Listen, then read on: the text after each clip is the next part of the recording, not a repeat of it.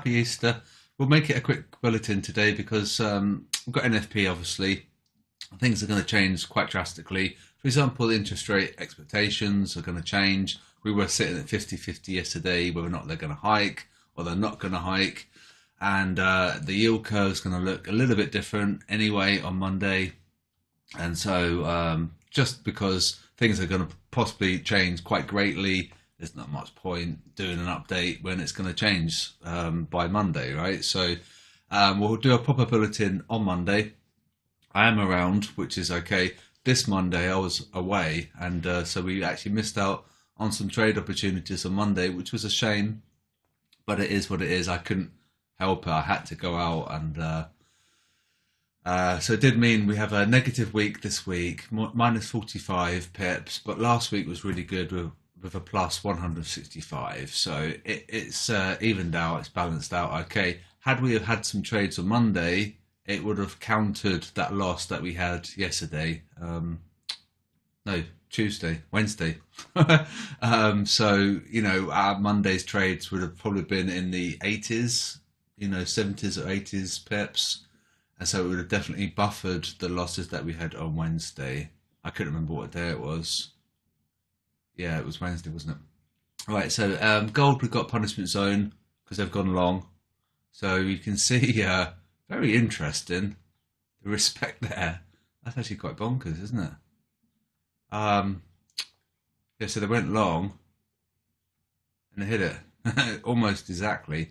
So this level is of note. So 2020, 2017. Do you remember yesterday I was saying to sell 2017? Really fell. That's just crazy. I'll show you, in fact, in case. I think I said sell. Let's have a look. Let's go here. Come to gold. This is on my VPN, so it should be quite quick. In theory. Right.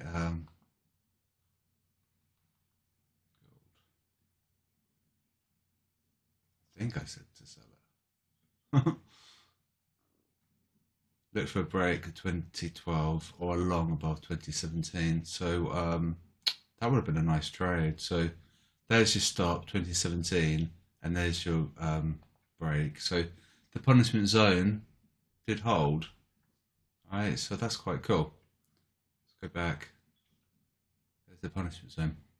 And so that would have been a nice trade. I missed it, but that would have been quite nice. So that's basically fairly bearish because we've got a resistance zone, and in fact they've gone long. So that was a good one. If you'd taken it, you spotted it. So you're looking for longs above this level or a short below 2017. And so we fell, which is pretty cool. They might sell it against its moving average. If they do, then this will be a support, and then we'll create a box here for a support. Okay. S&P, and we'll just do US 30. How are we looking? We've got that resistance zone because they've gone long, so that's still holding. You can see, that's still resistance. Sideways pretty much.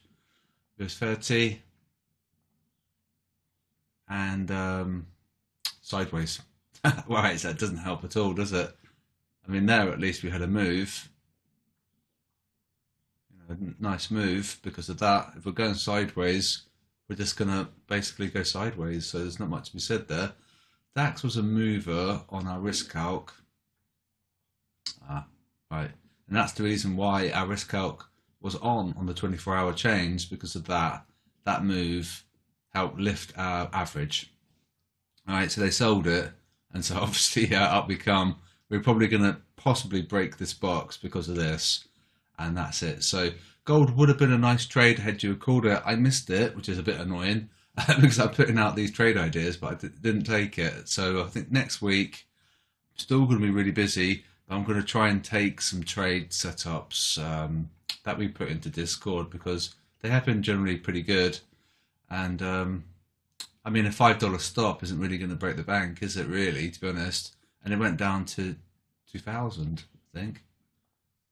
So that would have been a very nice trade from a risk to reward perspective.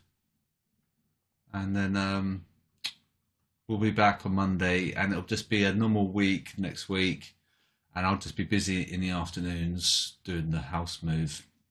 And I'll admit, I was a little bit lazy the last 2 days, so I really need to crack on now because of my schedule I've got to keep. And the last 2 days I was quite tired, so I'm sort of need to catch up a little bit on my schedule. So